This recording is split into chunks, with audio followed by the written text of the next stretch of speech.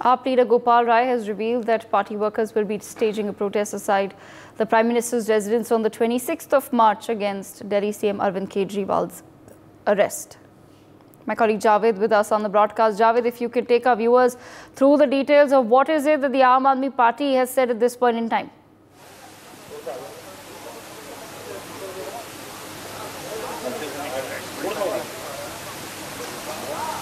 जावेद, मेरी आवाज आ रही है आपको? जी जावेद, आप अभी ईडी के ऑफिस के बाहर खड़े हैं। कुछ बताइए हमें कि कोर्ट का अभी क्या फैसला है, क्योंकि 1 घंटे पहले कोर्ट ने कहा था कि कुछ वक्त लग रहा है to type out the judgement. It's taking some time. What are we picking up? जी बिल्कुल, अभी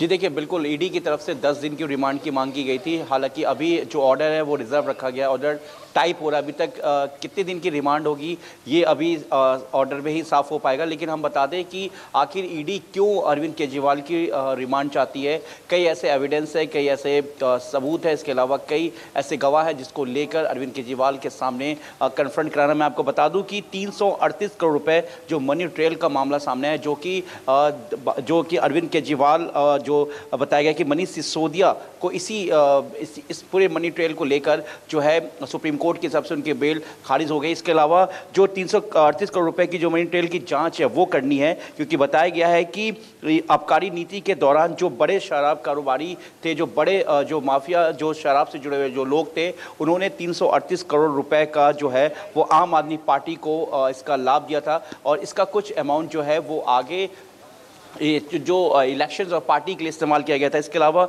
मैं आपको बता दूं कि अरविंद केजरीवाल का बेहद करीबी विजय नायर ने समीर महेंद्रू से अरविंद केजरीवाल की बात कराई थी, जिसमें अरविंद केजरीवाल ने समीर महेंद्रू को ये कहा था कि विजय नायर पर वो भरोसा रखे क्योंकि वो उनका अपना आदमी है। और साथ ही उन्होंने इसके अलावा मैं आपको बता दूं कि आखिर अरविंद केजरीवाल की जो गिरफ्तारी और उनके लिए रिमांड ईडी के लिए क्यों बेहद अहम है। मैं आपको बता दूं कि इसमें जो आबकारी पॉलिसी बनी थी, जो शराब नीति बनी थी, जिसमें 6% का मार्जिन प्रॉफिट था, इसे बाद में ईडी ने अपनी जांच में ये बताया है कोर्ट में, और ये जानकारी सामने आई है कि बाद में से अरविंद केजरीवाल की तरफ से ही सीएम की तरफ से 12% को बढ़ा दिया गया था। जो मुनाफा 6% का मार्जिन रेट था वो बाद में 12% हो गया। इसके अलावा 100 करोड़ रुपए की जो एक साउथ लॉबिंग की तरफ से लॉबिंग की जा रही थी, जिसे राजीव पिल्लई जो उसके तरफ से साउथ की तरफ से इसको रिप्रेजेंट कर रहा था, और दिल्ली सरकार यानी कि जो दिल्ली गवर्नमेंट थी उनके तरफ से विजय नायर इसको पूरा रिप्रेजेंट कर रहा था। और बीच में मीटिंग भी हुई थी। इसके अलावा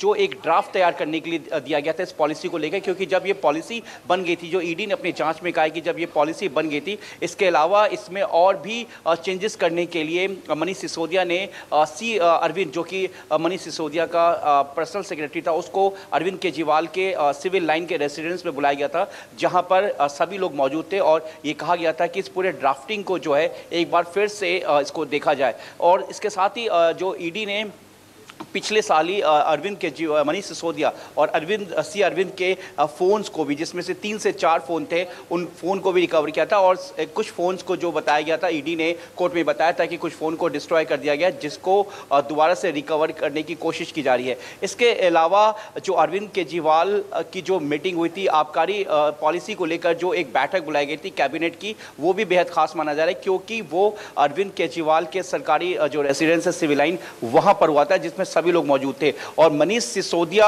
और जो विजय नायर है, इनकी मुलाकात भी अरविंद केजरीवाल के साथ हो चुकी है। कई ऐसे अहम इसके अलावा और भी सवाल हैं जिसको लेकर ईडी और रिमांड चाहती है।